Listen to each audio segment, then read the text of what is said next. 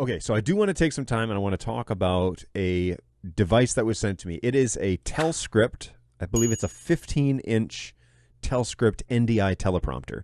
And what this is essentially a way to do teleprompting but utilize the benefits of NDI. And so the little Telescript screen that you purchase has built-in NDI decoding.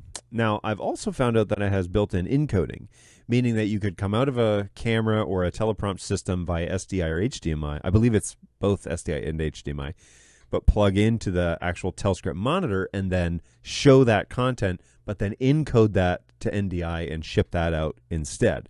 So from what I can gather, the little Telescript monitor is actually a encoder or a decoder, which sounds kind of familiar because I also belong to a company that does that sort of thing. And it's a really simple little setup. I will pull... Now, let's talk about unboxing, setting it up, and then actually getting up and running, okay? So first thing I want to talk about is actually setting the unit up. This is... let me pull up the actual website. It is a Telescript NDI teleprompting monitor. And you can buy all the components kind of individually, but I think you can obviously buy them all as a package as well. And so the NDI is telscript.com/IP prompters. And it's a really interesting way to actually have the workflow, because NDI is already fairly versatile in all of this. And so if I cut over to this here, this is actually what it is that I have. It looks like this little teleprompter with the screen built in. And then there's a little menu, a selection there. But then here we have SDI in and out. We have the NDI Ethernet plug-in, which is PoE, and I'll talk about that in a second. And then you've got various outputs on the other side, including VGA, oddly enough. But it is a pretty slick little device. There's not a ton of options or accessories or anything like that. It's basically, here's the screen that you would use for using the actual teleprompter. And then you can buy the hood and the glass and the stand that goes with it.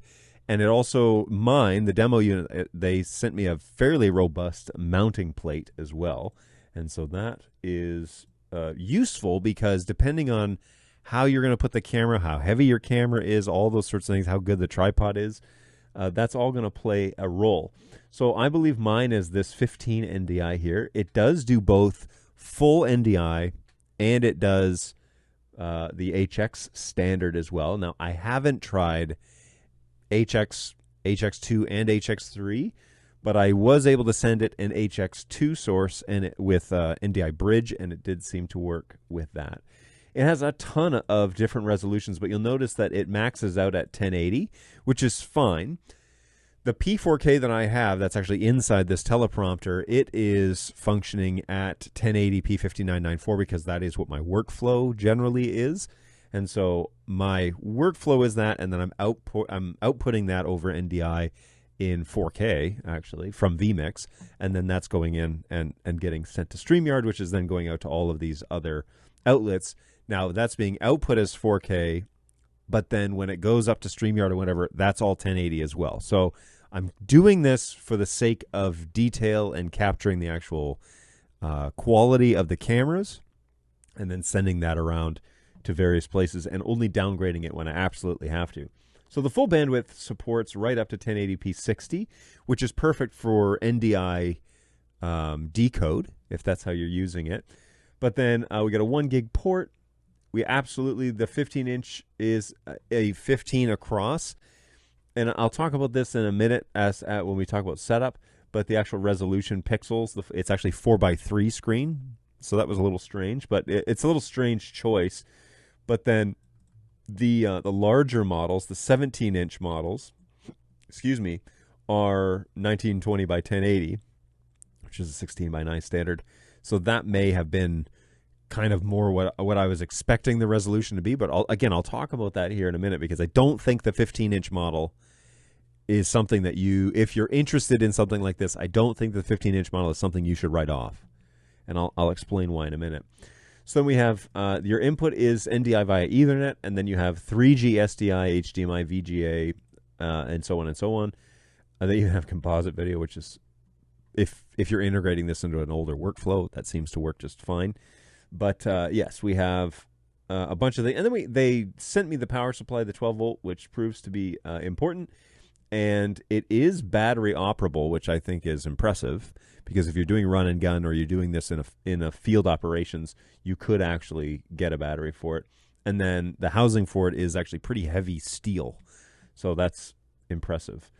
Really cool stuff. And then they provide you some links there for NDI tools and so on and so forth. So this little Telescript International website is great. It's a great little help because you can get an idea as to what it is that they're capable of. And the 16:9 IP reference models are the 17.3 and the 21.5. And that one is kind of where workflows are going right now. Okay, so I've noticed a lot of people that are getting into the NDI realm, their workflow is 16:9, and so that is actually for the price. I mean, if your budget is no question, then whatever, go with the bigger ones. Here are the dangers, though, that you run into with the bigger one. Well, first of all, you run the risk of looking like you're reading a script if you're using this for actual teleprompting, okay, for actual manuscript teleprompting. So it looks like the bigger the screen, the more your eyes have to travel to read the actual script that's happening.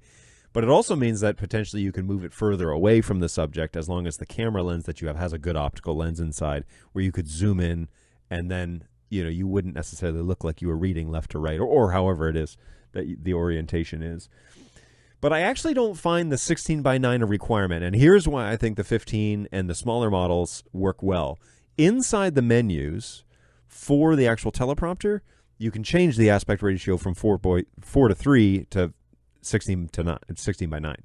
So you don't have to use the whole screen to do, to give you full value. And the reason this is the case, I was a little bit nervous, by the way, when I turned this all on. Plugged it all in, got it all going, got into the screen, and it was squishing my 16:9 P4K image, which was full NDI, was squishing that down to 4:3, and it looked really weird. It's just like did not look natural to me as to how it is that I wanted that to look. And so I went through the menu and found out that, you can change it to 16:9 in the menu, which means the smaller models are greater for being a little bit closer, but also you can change the aspect ratio so it looks correct as it does on the rest of my screens around the studio.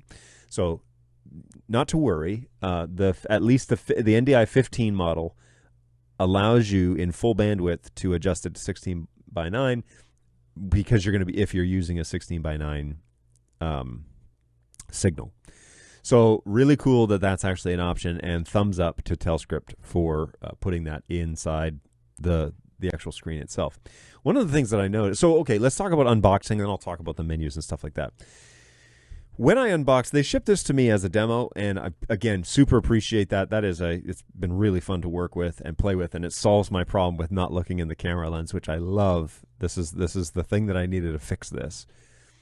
As I unboxed it, though, first of all, there weren't too many instructions. Of course, you can just Google how to assemble a Telescript monitor, and somebody has probably done some YouTube video, and if not, I should probably do one. So it took me probably an hour to get it all unwrapped and out of the box and put together. And I'm not packing this down and taking it to various locations and doing various things with it. So this is kind of more of a permanent install type of setup. But I unboxed it, had a little bit of a challenge trying to figure out how things stayed up and how the little lid stayed up. I still have yet to figure out if I can adjust the actual level of the teleprompter so that it puts my video a little bit, like right now, the video that I have sending to the teleprompter, it looks like it's kind of leaning back a little bit, maybe on like a 45-degree angle. It's not a deal breaker, and I'll show you that in just a second.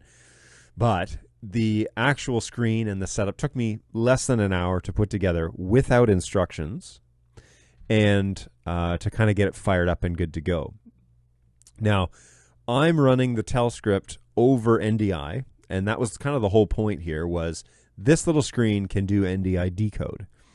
And when I plugged it in and powered it up, at first I was having a PoE issue with it, and I'm not sure what the deal is with that, but I attached DC power to it, and it powered up without any issue. Went into the switching properties, looked at the power delivery, went through, changed some of the settings, changed some of the power allotments and that sort of thing. And according to the site, it's PoE plus. I believe that that's what the requirement is. Let me just look here real quick. Maybe not. It doesn't actually say here. IP reference models, more information, please click here. So okay, and those are the bigger models. So yes, I don't know what the actual PoE requirement is for this device. However, I was having a power issue with it. It seemed to be loading and then shutting down and loading, like as if it was underpowered, right? We've seen this on BirdDog cameras too.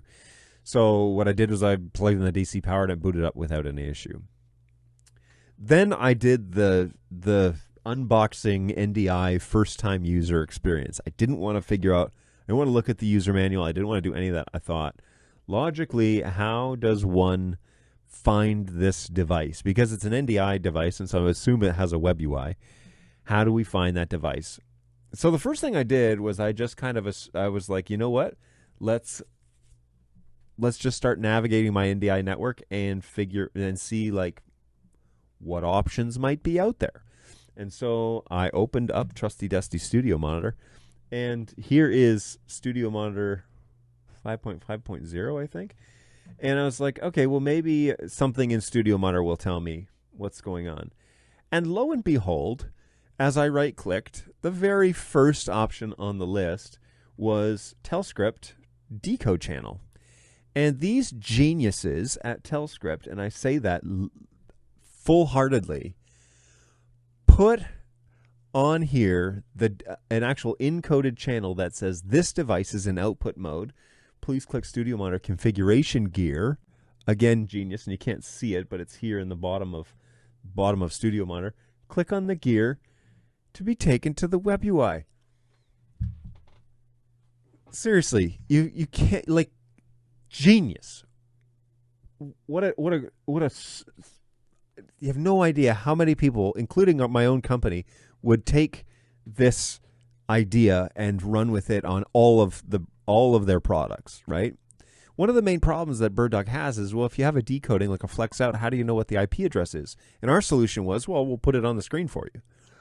But Telescript has seemed to come up with, I would argue, a better solution by making the channel available inside Studio Monitor as a decode channel and then instructions on how to actually get to the web UI.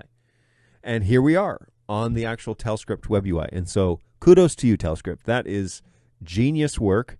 I have yet, in the setup, up until this process, I had yet to involve myself in any sort of user manual. I had gotten myself to here. And then I thought, okay, so if I were just an average IT guy, what might be the username and password? So first thing I tried was admin. And guess what? It worked. Even Chrome's like, whoa. You're going to want to change that password, man. Admin was the password. And here I was dumped into a web UI that seems, for the most part, to be fairly explanatory. If you're used to NDI stuff, certainly if you're used to BirdDog things, this web UI is quite clear as to what it is that you're up to, because BirdDog in my employment at BirdDog, we've redone the web UI 3 times. And every time, I think it gets better and better and better. We've made it basically this same idea where all of your tabs are on the left-hand side and then all your information is on the right. So this is a great idea. Telescript has done a great job in laying this out, as far as I can tell. And all of your options for this device are here on the left-hand side. So let's start with system settings. You can assign different users so that you can get them into this thing. You can say reconnect, which is basically an NDI restart video. You can reboot the device, which is a baseboard reboot, which is basically For BirdDog translation, reboot device.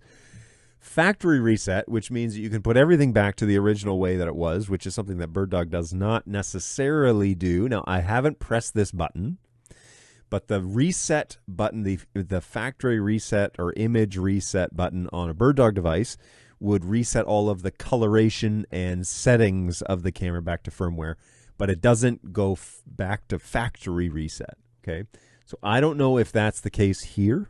If it like flushes all the cache for the decode and it does all, I don't know. I haven't done that yet, and maybe not. And then there's a firmware update button where you can download the latest firmware for the device and update it there on right here on the web UI. So awesome work, Telescript. You get A+ for your system setup.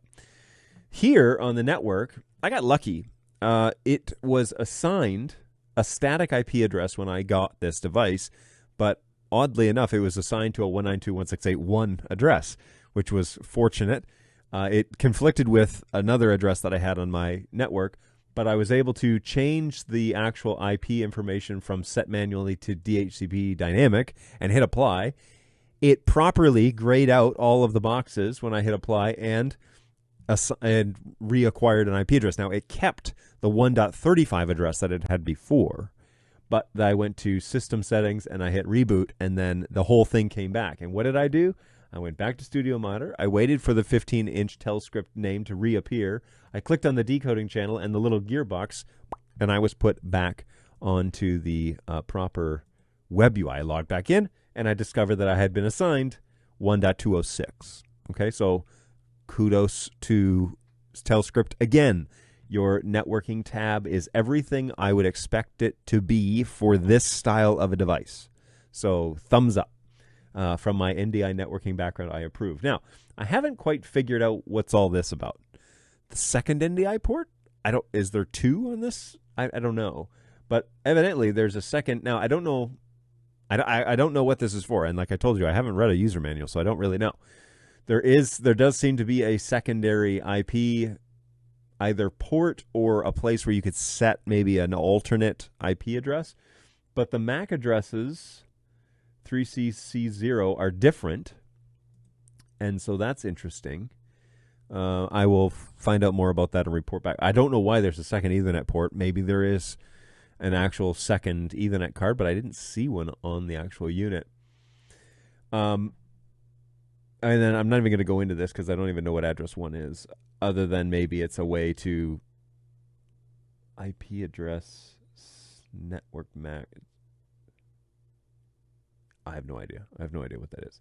Anyways, enough of that. And you can enable the HTTPS stuff, I believe this would affect your web UI. So I'm going to leave that alone. All right. The next piece is really where all the fun happens. And this is the decoder settings. Now, on here, there is a way that you can change the actual device. Where is it? You can change the device from encode mode to decode mode. And you want to be careful with that because I had a bit of an issue getting that all to... So I changed it by accident to encoder mode. And I don't know if it was just current decoding output. Oh, this is where you can change that name, by the way. So if you didn't want to say Telescript inside Studio Monitor, you could do it there. And then the actual channel name is decoding channel. You can change that all right here. But anyways... There is a place in here where you can change it over from decode mode to encode mode. Let me just click through here. I had a bit of a problem getting it to get back from encode mode to decode mode. It seemed like I had to reboot the device several times to make it all happen, which is fine. It's not the end of the world. It just wasn't super obvious like most of this web UI. This web UI, to me, is mapped out pretty well. But one of the things that I really liked is that it does have these decoding presets options that you can set. So if you wanted to set an actual preset for this camera, you could say, you could like assign it to be a certain source. So the source that I'm decoding, spoiler alert, the source that I am decoding, here's that terrible angle, is actually the P4K camera. Okay, so when I'm looking at the Telescript teleprompter, you can see me there. I'm actually decoding the P4K signal at 1080p 5994 so that I'm framing myself correctly in the shot. I'm not using it as a scripted teleprompter. I'm using it just as an NDI feedback, which is what I have always done in this studio. I've always looked at my primary camera as my teleprompter, if you will, but I've been looking at it on Multiviewer Pro, which you can kind of see in the top of this shot over here. You can see that there are some other camera shots. The one that's right above the Telescript teleprompter is the P110 image, which is the one that you're currently looking at. And then there is a P200 image next to it, which you can kind of see over here in the corner. Above that is the program image, and then above that is a clock. So I'm using Multiviewer Pro as kind of my overall general, here are all my camera shots, making sure they're all working correctly. But I want the P4K, which my primary camera, I'm used to talking to myself and looking at myself and making sure I'm framed correctly, kind of like that Casey Neistat reference I made earlier. I'm used to looking at myself, and so I've decoding on the NDI stream, I'm decoding the P4K. So that is what this little preset here is that you can assign it an actual preset and then put that there. So we can add those here. So if I wanted to change, or if I wanted to add, for example, where's my 200? Here it is. So if I wanted to add this guy to preset 2, we can do that. And then I could change it. And now you can see that I'm decoding the P200.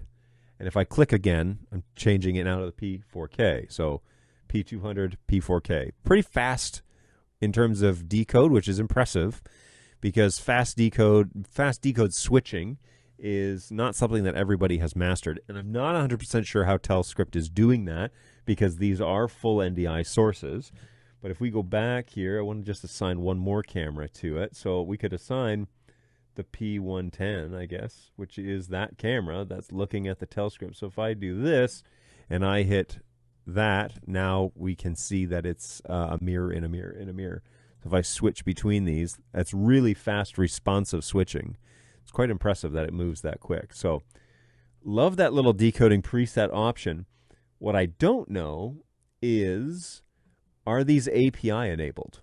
Because if they're API enabled, then you could change them on the teleprompter using an API command, such as an Xkeys integration or a Stream Deck. So that would be really cool to find out, and I'm sure somebody like BirdDog Jake could let me know if that's the case.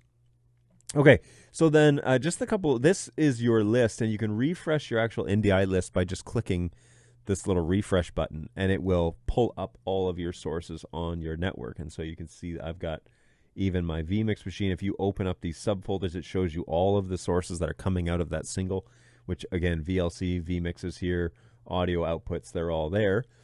I have a Mac Mini that's doing a virtual input, and I've got a Studio Mac. Where are you? This one. Nope, that's not right. Studio Mac Local. That's doing my multi-viewer output. And so I don't know if it is here or not. It should be. Anyways, I do. Oh, here it is right here. So I could add this as a preset onto the actual teleprompter. Let's say number 4. And it does not like that one for some reason. Yeah, it doesn't like that. Oh, there it is. So that actually did work. So now I'm going to cut over to this camera. So now you can see my Multiviewer Pro output actually going to my Telescript NDI monitor. So that's really neat. That's actually working.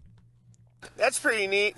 All right, so I'm going to go back to the P4K, and that is mostly it. So you can add your preset, or you can do fast switching right here. So this is actually just a fast decode button. So if you don't want to set as preset and you just want to push that signal to it, you can just click on that button and it will send that source to that device. So I'm just clicking that button now, and it is sending those sources to each of those, or to the actual Telescript monitor.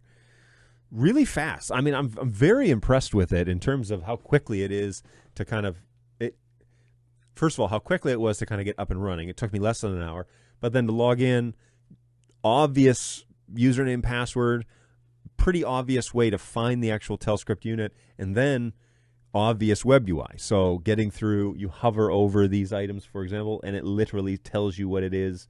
This is the decode button. This is the add to preset button. So kudos number 3 to Telescript for making a great little web UI for the decoder side of things.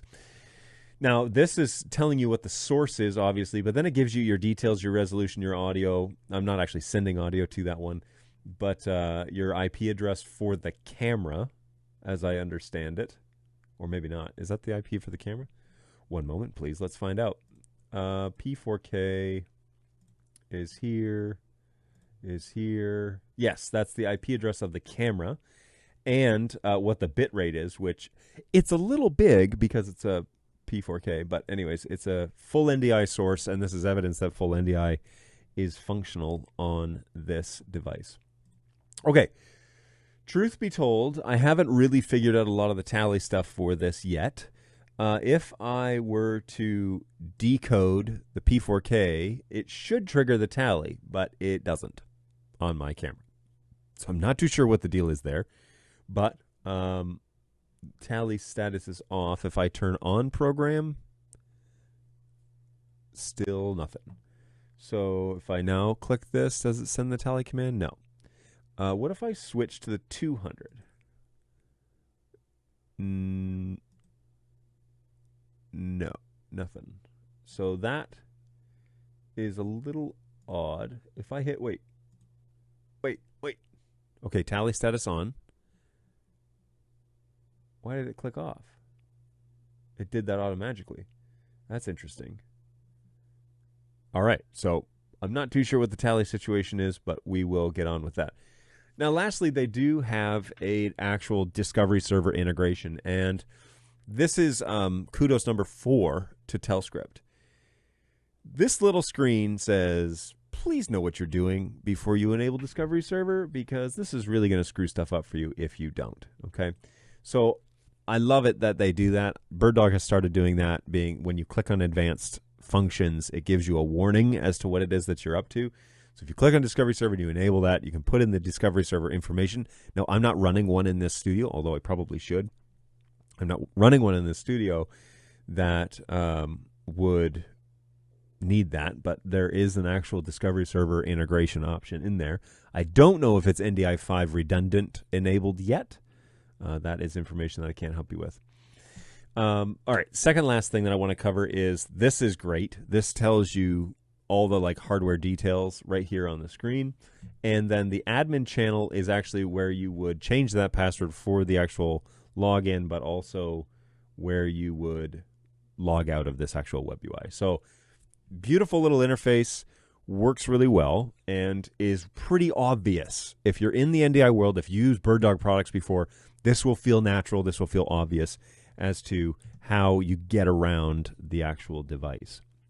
Okay, last thing I'm going to talk about is the actual navigation screen, because like all devices, you need to probably make a few adjustments on the actual device itself to get it to show correctly. And the first and foremost one was, it was showing 4:3 on a 16:9 NDI feed, and I hated that. It made me super skinny. It looked like I'd been stretched, and wasn't good.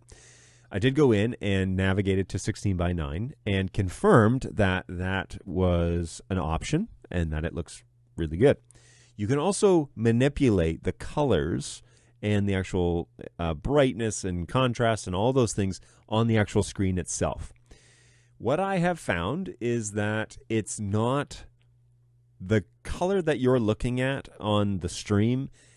It's a fair bit brighter in terms of, I can't seem to get the coloration of what my room actually is to match the coloration of the Telescript monitor.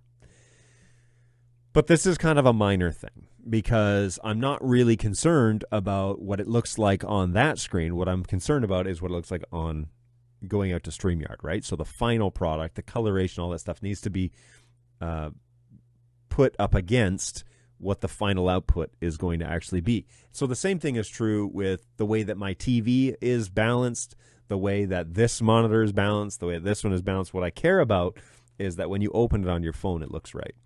So I couldn't quite get the colors to be as rich as I wanted them.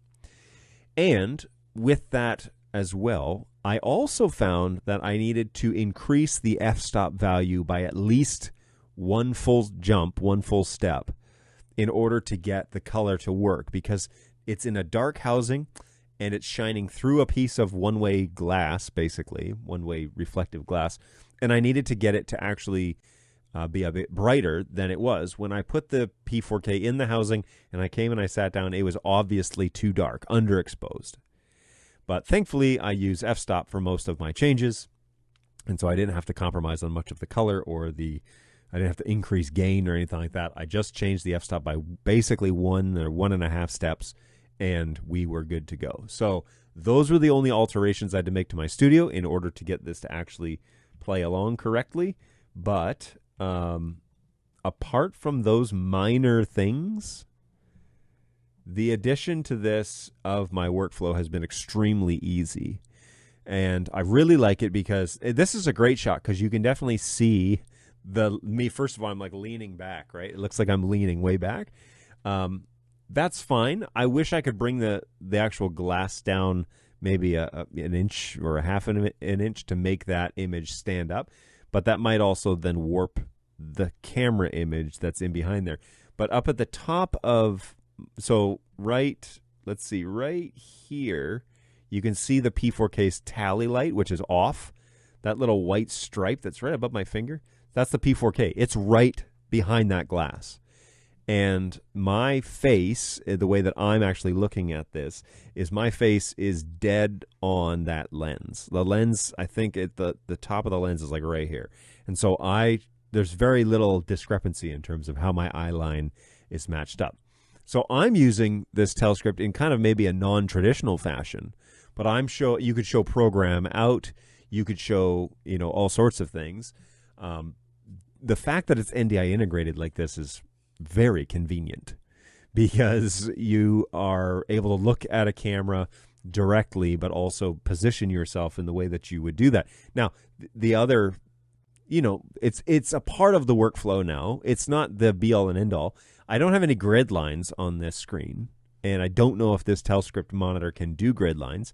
I didn't see it in the menus. The one thing I will say about the menu is that you kind of have to sit in front of the teleprompter. The menu buttons are printed so that when you press them, they're like printed, facing you, so you can see like menu up, down, power, whatever. But when you look at it on the screen, everything's upside down. So you actually have to look into the glass and look at the reflection and then manipulate them, which is a little bit weird when the screen is right there above the buttons. So that takes a little bit of getting used to. It is not a deal breaker at all. It's just getting used to it in terms of like how a teleprompter works. But obviously the teleprompter is showing the image upside down, and then it's being bounced off the glass and then is being shown to you. For all of the little minor things that I was like, that's weird, like the PoE having a bit of an issue on a 4250, which I did not predict, but it works great on the DC power. And in this situation, I got power close by. Nice thing too about this is that I can put this on part of my smart switch office setup and power it off by my phone, or if I'm using an assistant device that's constantly listening, I can integrate it with those systems and then power them off and power them on at will without needing to go around and press all the power buttons, which, spoiler alert, is how most of my studio is set up, with the exception of my lights. Everything is on smart switches, which then I can just command the powers that be to turn them on for me, and that way my system doesn't run 24/7. It just runs when the studio's on. So that's super convenient if you're in a setup where things aren't going to change too much. Then you can add that to that. So all I've done then on the 4250 is turned off the PoE function, because if you don't do that, then the Telescript unit tends to boot and then shut down and boot and go through this constant cycle. So I've turned the PoE off on that switch. You could also add it to ports 9 and 10 if you're using a 4212 switch like I am. You could just put it on one of the non-PoE ports and then power it with DC. But with it up and running, it identified itself immediately on the NDI network, seemed to acquire an IP address without any issue. I don't know if out of the factory it comes set at 1.35 or if that was just from the previous demo. I'm assuming it's from a previous demo. But the AV world is obsessed with setting static IP addresses, and you all know how I feel about that. Times are changing for the better, and so you should really run a dynamic DHCP. But Telescript makes it super easy to find it. And so when you're in decode mode, you can pull it up in Studio Monitor and click on the gear, and off you go. And you don't need to know the short name or the MDNS local name or anything like that. You just get to it via Studio Monitor. So I'm all thumbs up for this. I think that this idea, that this addition to anybody's NDI workflow is a great idea. Whether you're going to use it for scripting or whether you're going to use it for an NDI, program playback or just a single camera playback, anything like that, I love it. What this also does is it really helps me focus on that camera at all times, okay? So let's talk just briefly about this because it's a part of the workflow idea. But briefly, the actual NDI feed that I want to be talking to is the P4K camera. And the other shots around the office, I want me to be looking at the P4K camera while you're kind of looking in a different location around the office, right?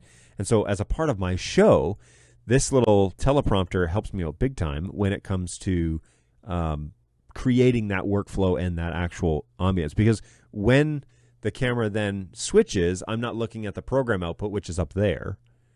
It's down here. And so now I can just talk to this camera, and it keeps consistency through all of my camera shots, but it keeps it a little bit interesting for you to look at. So I love that about this whole setup, and I think that it works great. So shout out to Telescript. They did send me this demo, and they were just interested to know my thoughts and feelings on it. There we go. That's how I've integrated it into mine.